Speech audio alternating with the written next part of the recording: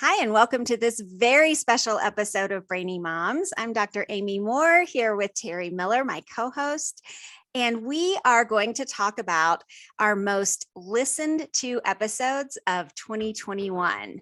So we looked at the most popular 6 episodes, and we're just going to recap them for you, give you some teasers from each of those episodes so that maybe you can go back and listen to them if you missed them. And we're excited to bring that to you today. How are you today, Terry? I'm good. Yeah. I'm glad we're recovering from a crazy windstorm that hit Colorado Springs area. So yeah, it was insane. There were semi trucks knocked over all over the freeway. Yeah. Trees down. I mean, trees uprooted in neighborhoods. So yeah, glad that everything is still in blue sky and beautiful today. So that's good. Absolutely. All right. So let's get to it. Yeah. Okay. So we're going to go backwards from 6 to 1, the most listened to episode of 2021. And so at number 6, drum roll, we had our episode number 132. It aired on November 2nd. And it was with Kim Feeney. And the episode was helping kids cope with big emotions. And this episode was really, really impacting to me personally.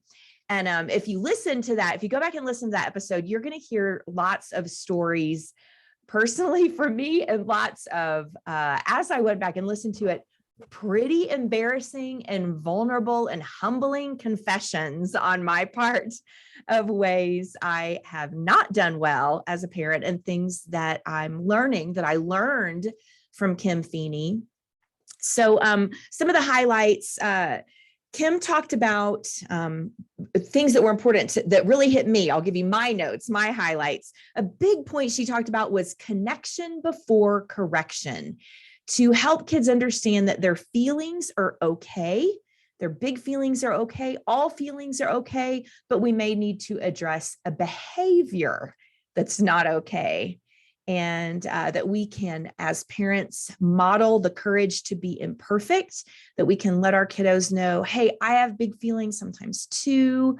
I act in ways I wish I hadn't, and that we need to apologize and model that imperfection, and then that apology, and then getting back on track.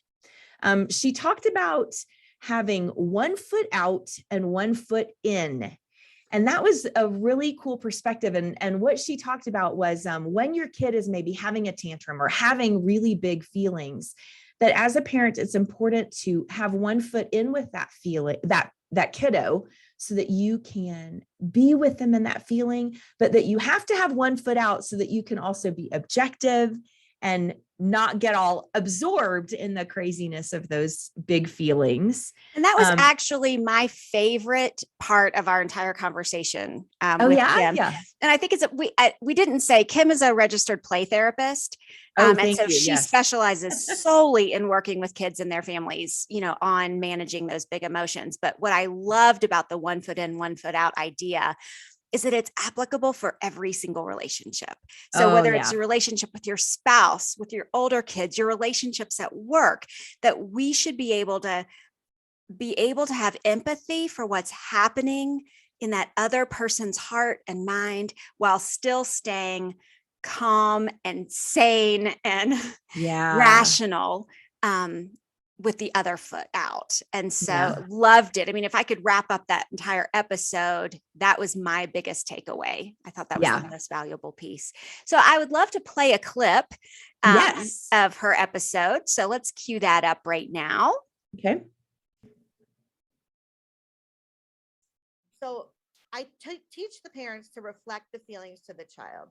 You're angry, you're worried, you're even excitement. We can get overly excited, and that can wind up causing, havoc sometimes. So just Daniel Siegel says, name it to tame it in his books. So just naming and recognizing what's going on can go so far. Great clip. Yeah, I love that. Yeah. I hope that the listeners could hear that. I hope that technically the sound was okay so that you could hear that. Name it to tame it, she talked about. And in that episode, she talked also about when your kids are having those big feelings. She said the number one most important thing is acknowledge those feelings. You want to really give your kids the space to be validated in their feelings, so that we don't tell them you can't feel that, or that's not okay. And that really is what creates that connection before correction, is acknowledging their feelings and trying to validate and understand, just like you were talking about, Amy, that you felt like that was the big, most important thing. And it is so true. What she talked about is applicable in every relationship. Yeah. She talked about 5 positives to 1 negative, because I confessed my stories of how I'll come in the house and be like, whose shoes are everywhere? Rah, rah, rah, rah, rah. And she's like, that's okay. When you've done that, then you can go back and offer 5 positives to that negative, that complaint. But she was super encouraging and had lots of good information. Listeners, it would be a really, really good one to go back to. I would highly recommend it. I gleaned so much again from listening to it again, and it was embarrassing as I confessed some of my failures. Again, that was episode 132 on November 2nd with Kim Feedy.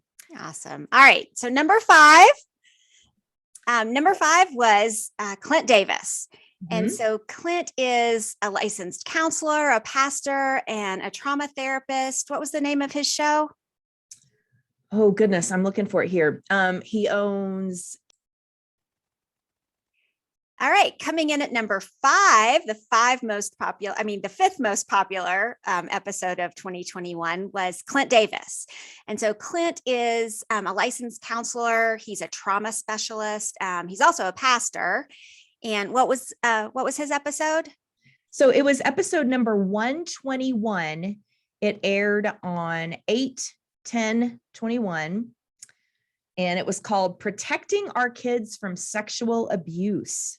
Yes. And it was a super powerful episode. I mean, he shared some shocking statistics. In fact, let me share some statistics that absolutely shocked us.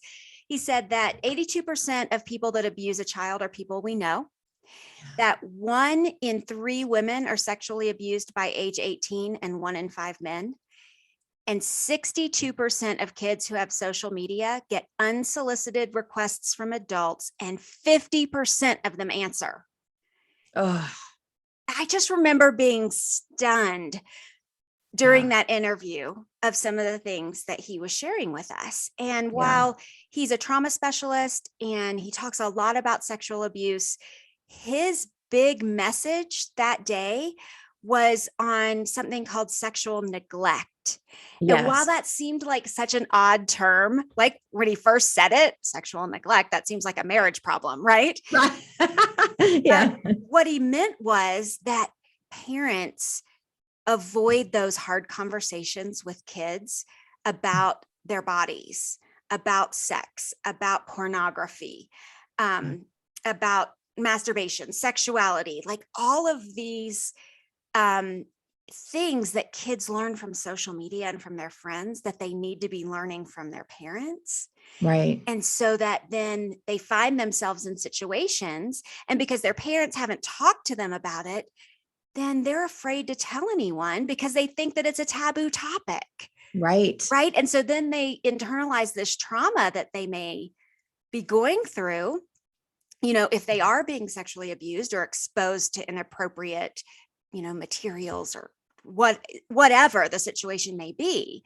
Right. So when he says sexual neglect causes trauma, it's a domino effect of us not being willing to be uncomfortable by talking to our kids about those uncomfortable things.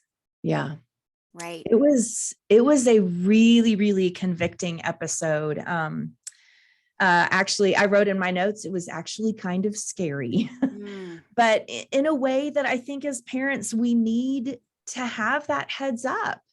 We need to have that wake up call because we just go along thinking, oh, it's okay. That's awkward. That's embarrassing. Like you were saying, Amy, like that's just so uncomfortable. I don't want to talk about it. And he just sort of poked us in the hiney and was like, you need to be paying attention, parents. You need to be paying attention, listeners.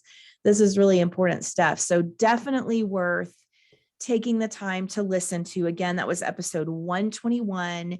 It aired back in August 10th. And again, protecting our kids from sexual abuse, really, really important topic. This might be one, if it's something that you're concerned about, that you want to take the time, grab a pencil, grab some paper, take the time, sit down at home and jot down some notes, because he gave some practical tools and tips. And it's really worth listening to again. Yeah, let's listen to a clip. They experience friendships and sleepovers where everybody's talking about things they've seen and things that kids are talking about at school, but no parent or adult has given them context for that. So they learn from the other teenagers. They feel pressure to do things, or 12-year-olds, they feel pressure to do things. They end up doing it, but they don't go and tell anybody because we've already communicated to them that we don't talk about this. So when we as parents don't talk about things, we communicate something, right? There's that adage, you cannot not communicate. They experience.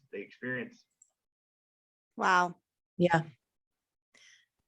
Really good, convicting message. Ouch. Yeah, absolutely. And I thought one of the things I thought, because, my kids are older now, wow, did I get lucky? Yeah. Right. I mean, my youngest is going to be 17 in a few weeks. And so I thought I got lucky.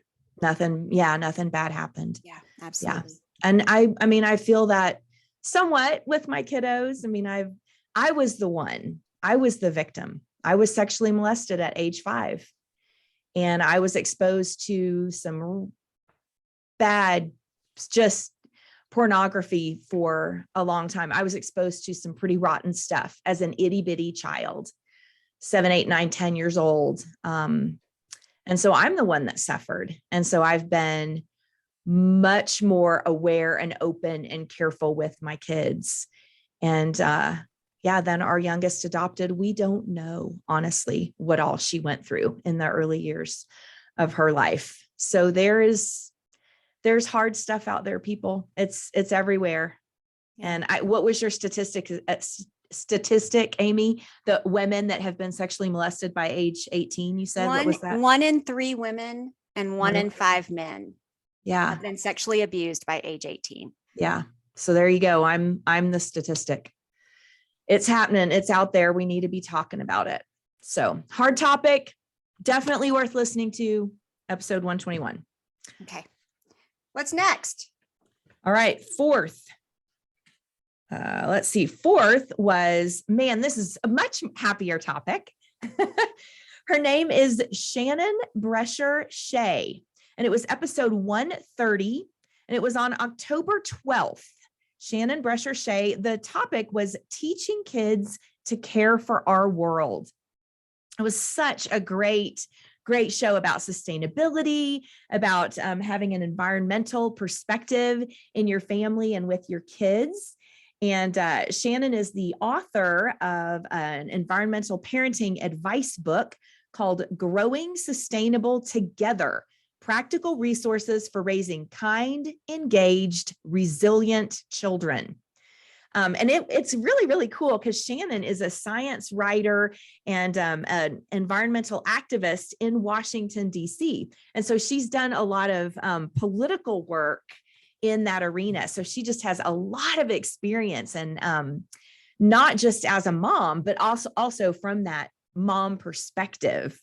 What stood out to you? Because I've got some notes I could go over, but what jumped out? Well, what stood out to me was I'm an indoor girl. And so I thought, yes, I love her passion for gardening and, saving the environment outside. But what can moms like me who are indoor girls, what can we do to help raise children who care about our world and care about our environment, from inside the house. And so she gave some practical tips, Mhm. recycling, urban gardening ideas, Yeah. that even though that's for city living, it could be applicable for moms like me who, aren't going to get outside, with a hoe and, Yeah. and, till the soil in the, Right. outdoor garden, that I could do it in Yeah. a windowsill. So Yeah. yeah. How about you?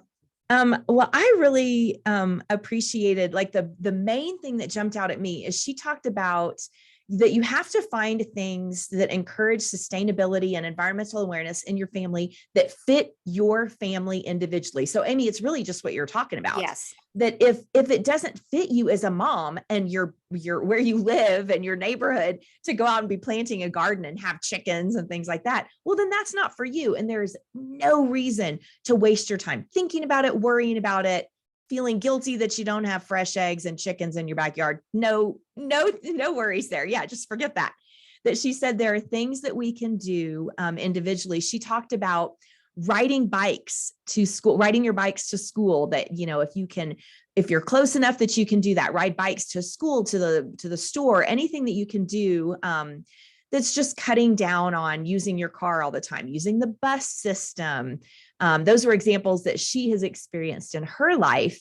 But a big thing she talked about is doing things that are small actions with big impact. And so she said, sometimes it's being seen. And she said, this isn't in a braggy way, but that can have a big impact to normalize that you use the bus system, to normalize that you ride bikes in town instead of just driving everywhere.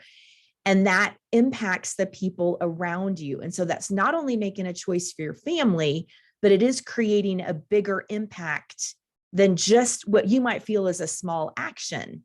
That recycling, it can be that you're not just recycling, but that people see you recycling. And that may seem silly, but it's, going through the drive-through, we shouldn't be doing that. But anyway, if we are saying, I don't need a bag, I don't need a straw, I have a reusable straw.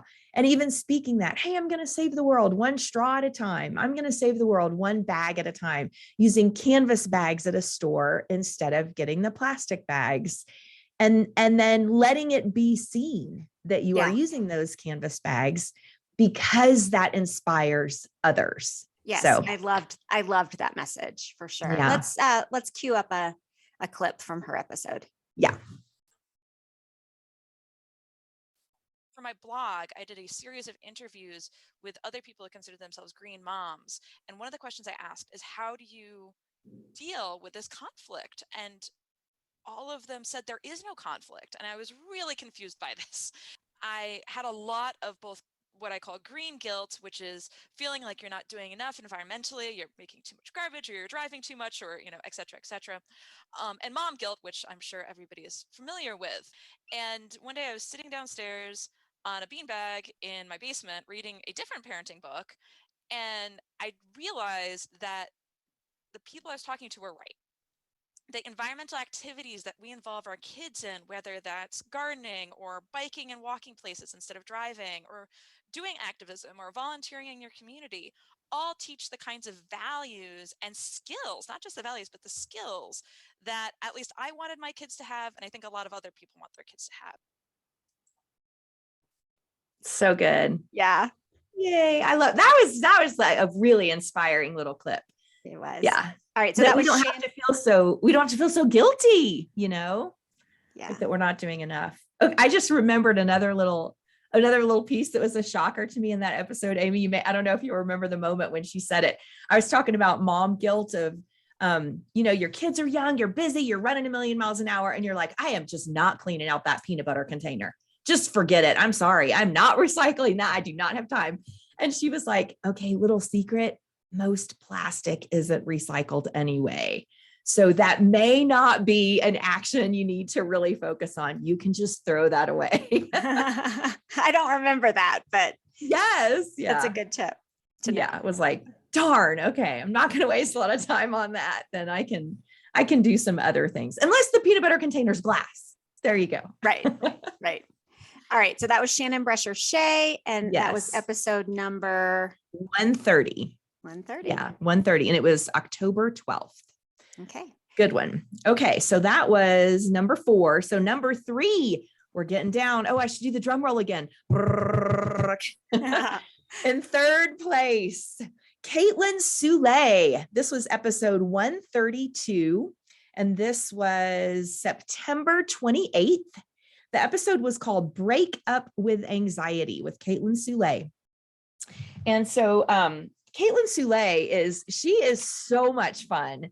We actually, a little inside secret, okay, we had to reschedule. We had originally had this episode scheduled with Caitlin.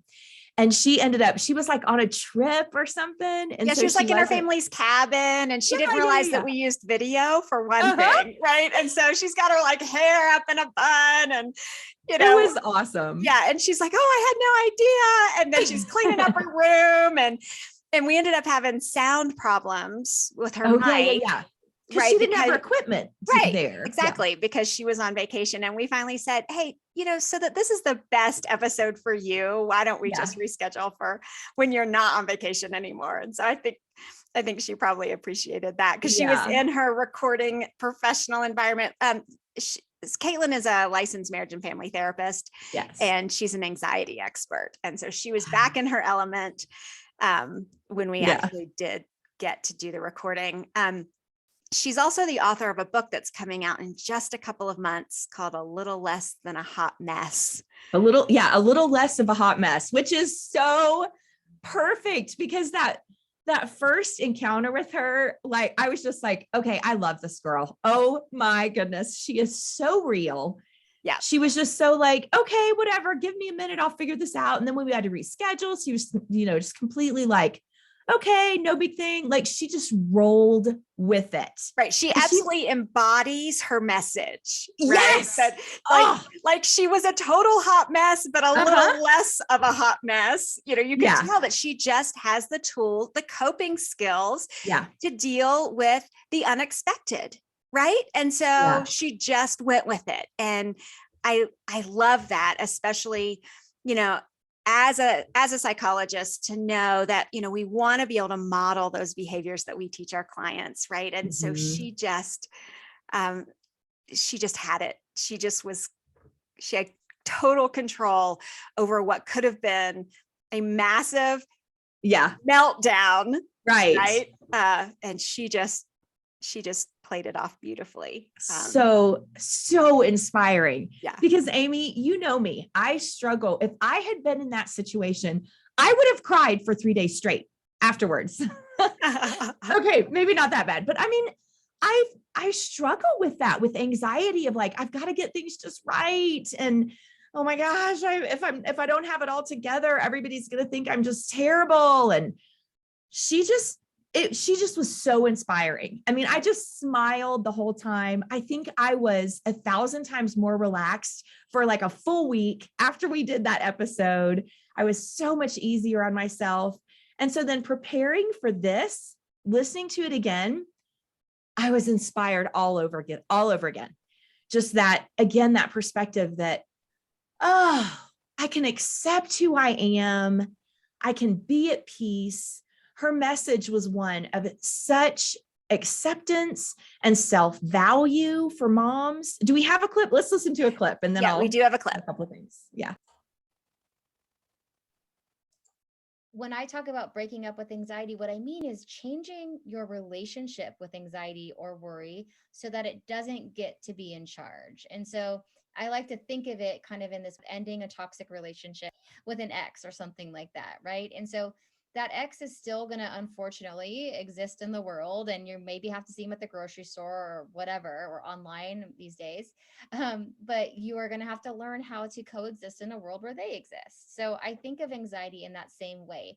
If we can learn to just coexist with it and let it be there and spend less time trying to resist it and push it away, the better off we are and the better we can cope with it. I love that. I love that analogy. Yeah. It's still going to be there. I mean, it's not that she didn't have anxiety when we had to reschedule that first one, but she just was able to coexist with it and be like, I can be a little less of a hot mess. I can move on. I can be okay with this. I can roll with it. Yeah. So inspiring. Yeah. I mean, she challenges moms to redefine their idea of perfection, right? Because that juggling that mental and emotional load of motherhood is hard, right? Yeah. And so we have to look at, okay, first of all, is perfection even important? Is it even reachable? And why do we even care? Right. Right. Yeah. Yeah. Yeah. So inspiring. She talked about, I remember also she talked quite a bit about self-care and asking for help, which that's just really helpful too. As you're managing anxiety, that's going to be there. We're going to have stress. We're going to have worry. We're going to see it in the grocery store. Even if we break up with it, it's going to be there. And then self-care can help with that a lot. And then, asking for help, being willing, being vulnerable enough to ask for help and accept help is such a great thing. And goodness, you know what? It builds relationships. It builds resilience. So just a great episode. It was. Okay. And that was Caitlin Soule. Yes, Caitlin Soule. It was, again, episode 132, September 28th. And so listeners, if you need a dose of encouragement, moms, if you are feeling tired and weary and you don't want to take notes, you don't want to have a to-do list. If you want to feel encouraged, go back and listen to that episode. You will breathe easier and smile bigger. Listen to it once a week. It's so good. Yes, absolutely.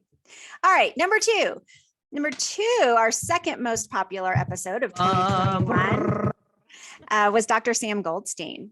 And so Dr. Sam is a pediatric neuropsychologist. He is the co-author of the book Tenacity in Children, Nurturing the 7 Instincts for Lifetime Success.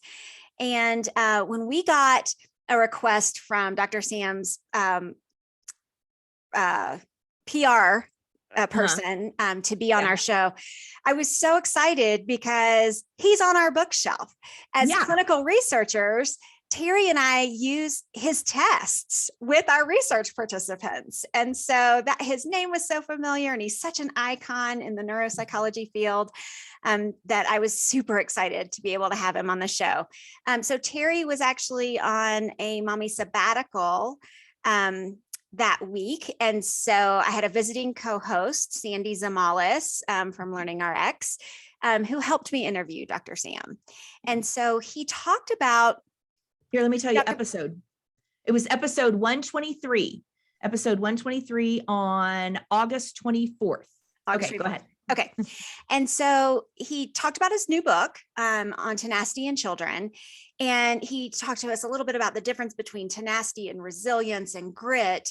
But the main idea, the main takeaway was that children have these 7 instinctive behaviors, right, that are there genetically, right, born with these instincts that then need to be nurtured by the environment, that make them tenacious, that make them resilient in the world. And that we have to stop looking at children through a lens of a medical model. Okay, what's wrong with this child that we need to fix? And start looking at children through a resilience model or a strengths model, right? So what are the strengths and assets of this child that we can build on, right? That we can nurture in order to make them resilient people. So let's listen to a clip. We'd reached a point in our careers where we realized that we were spending all of our time fruitlessly trying to fix what was wrong with children. And we began to realize that the more liabilities a child possesses, the more important their assets become. And we were doing just the opposite. The more liabilities they possess, the more focused we were on fixing what was wrong. We looked at the longitudinal research that demonstrated those who fared well under adversity were not necessarily those who had the most treatment, medicine, school intervention, counseling, but rather those who had other assets that Bob coined islands of competence, something that carried them through. So good. Yeah. I mean, it's a totally different perspective, isn't it? Yes. And I Instead love of- where he said, the more liabilities a child has, the more we need to focus on their assets. Yeah. Instead of focusing on the liabilities. That's so good. Yeah. I mean, and you think about children who do have struggles, you know, whether they Mhm. have a neurodevelopmental disorder or a learning disability or some kind of diagnosis. You think about the sense of defeat that they feel, right? Yeah. And so to be able to focus on what they can do, Yeah. right, has to give them just a renewed sense of, you know, motivation Yes. for conquering all Inspiration. that they struggle with even. Yeah. Yeah. Well, and building their tenacity, their resilience. Yeah. Right. Listening to the episode in preparation for us doing this. Again, it was episode 123.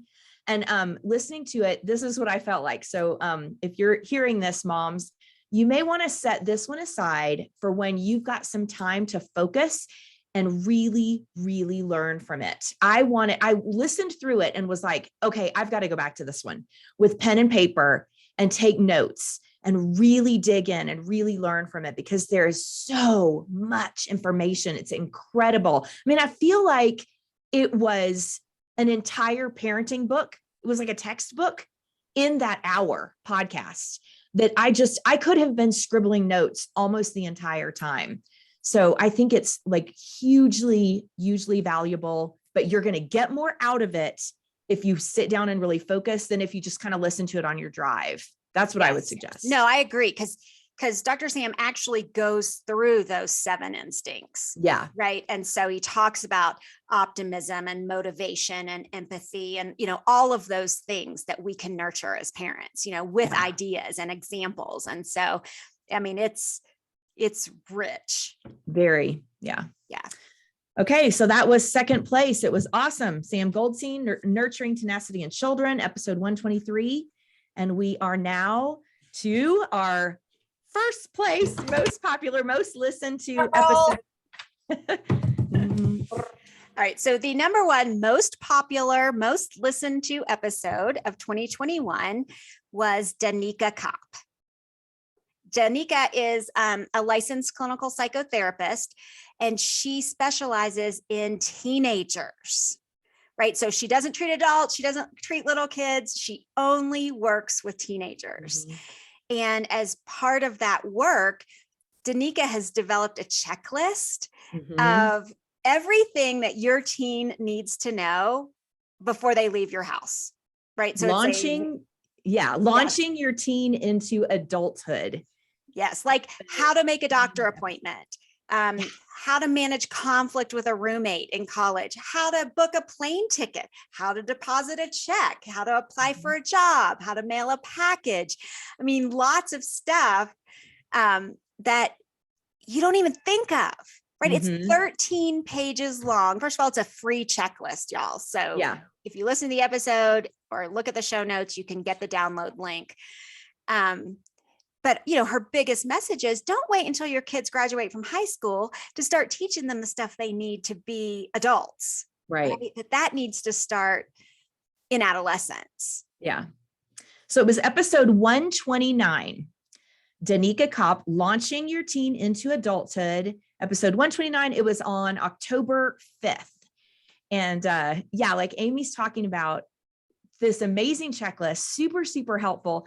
Even if you don't like literally go through the checklist with your teenager, it opened my eyes to things that I just do their laundry. I've never showed my kids how to use a washer and dryer. And on the checklist is, how do you use a washer and dryer? Where does the soap go?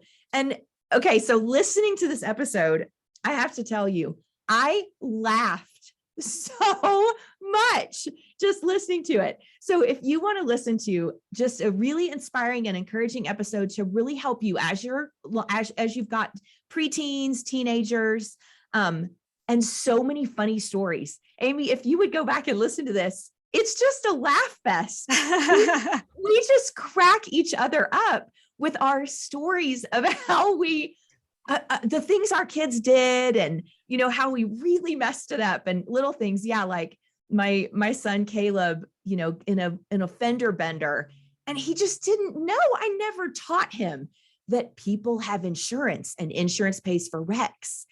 And a little old lady hit him and she was so sad and he was so sweet. He was like, don't worry about it.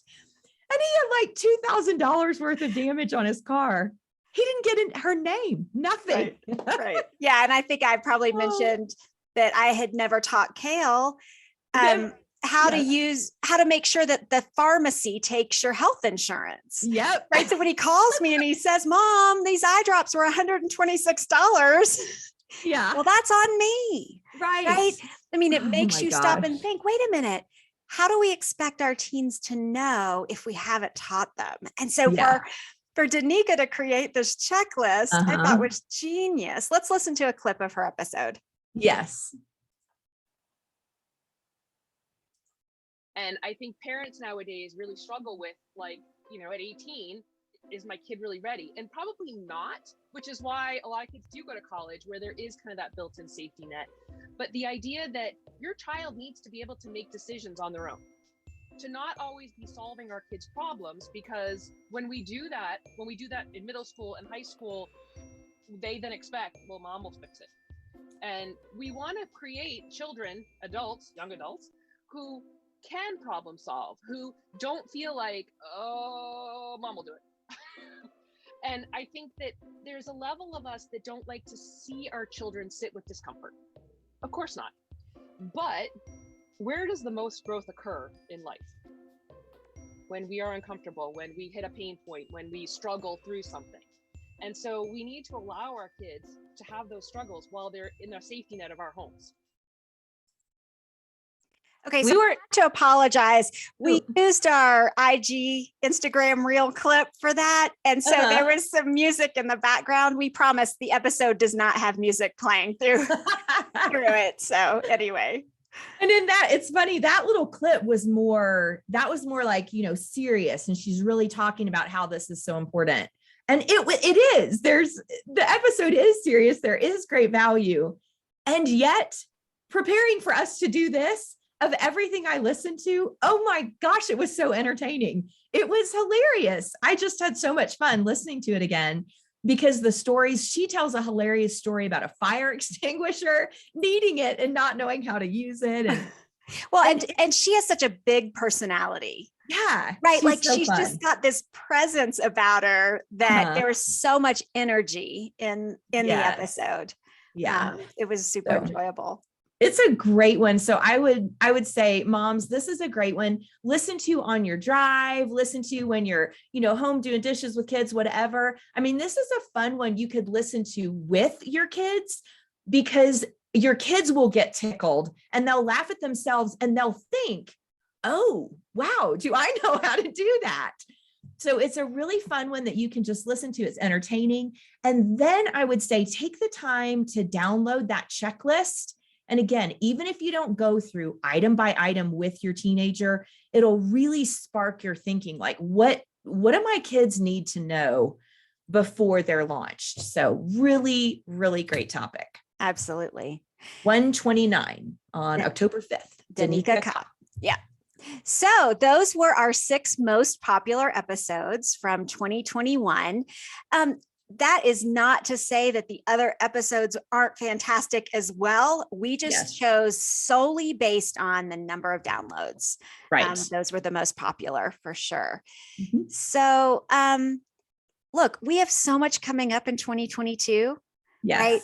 More authors, more experts, just more conversations about being a mom, being a working mom, being a stay-at-home mom, juggling motherhood with all of the other responsibilities, conversations about child and adolescent development, mental health, educational options. Yes. Oh, and we're going to talk about educational choices. That's coming up in January. For Educational Choice Week, I think, right? And yes, so end of January. We're going to talk about options for autism treatment. I mean, we've got so much we're booked through April already, and we're so excited just to be able to continue bringing all of these experts to our listeners. This is the podcast for smart moms. And so we hope that after every episode, you feel like you're a little smarter than you were before you listened. Yeah, for sure. Hey, and thank you, listeners. Thank you for tuning in, for listening.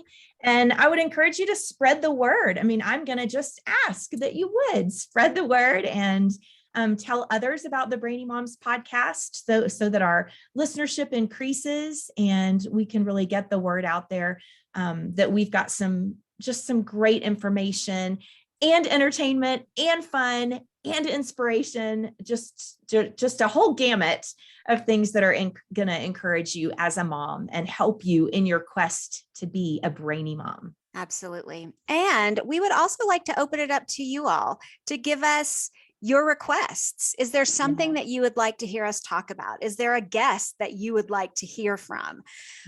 If so, leave us a note on social media. Every social media platform, we are under the handle @thebrainy-moms. You could also send an email directly to me at Dr. Amy at brainymoms.co. That's co, not .com. So Dr. Amy at brainymoms.co. I'd love to hear your ideas for sure. Or Terry at brainymoms.co. Absolutely. T-E-R-I, Terry. T-E-R-I. So look, if you loved our show today or any day, we would love it if you would leave us a 5-star rating and review on Apple Podcasts. We'd love it if you would follow us on social media. Again, that's @thebrainy-moms. And hey, if you would rather watch us, we are on YouTube. We have our own Brainy Moms channel. And so you can see the video instead of listening anytime you want. So look, until next time, we know that you're busy moms and we're busy moms. We hope you have a very Merry Christmas and Happy New Year, and we will see you in 2022. We're out. See ya.